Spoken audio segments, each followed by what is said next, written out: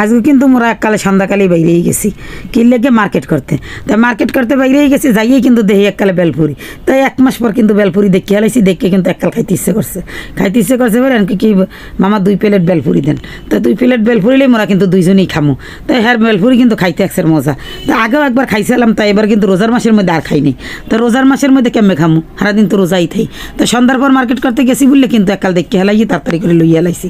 এখন আজকে কিন্তু বেলপুরি খাবো, 1 মাস পর বেলপুরি, বুঝিনি তো খাইতে যে কি মজা। এমনি টক খাইতে আমি অনেক পছন্দ করি, তাই এইটার টক কিন্তু অনেক মজা হয়, বেলপুরির টকটা খাইতে কিন্তু জম্মের মজা। আর এই রামের করে কিন্তু সন্ধ্যার পরে বেলপুরি খাইতে একসের মজা। তা রোজার মাস ছাড়া কিন্তু বেশি ভালো লাগে, তার রোজার মাসে একটু কম, তারপরেও কিন্তু ভালোই লাগছে। এই তো দেখেন এখন কিন্তু মুই একাল বেলপুরি খাইতে আসি। এইরকম করে বেলপুরি কেটা কেটা খাইতে পছন্দ করেন, হ্যাঁ কিন্তু কমেন্ট করে জানাইতে পারেন। তো মোর দ্বারে কিন্তু একসের ভাল লাগে, মুই কিন্তু বাইরে এলেই কিন্তু এরকম বেলপুরি দেখলে মোর দ্বারে ভাল লাগে, মুই কিন্তু খাই। বেলপুরি ফুচকা এগুলো কিন্তু সবার দ্বারই ভাল লাগে, মোর দ্বারে জম্মের ভাল লাগে।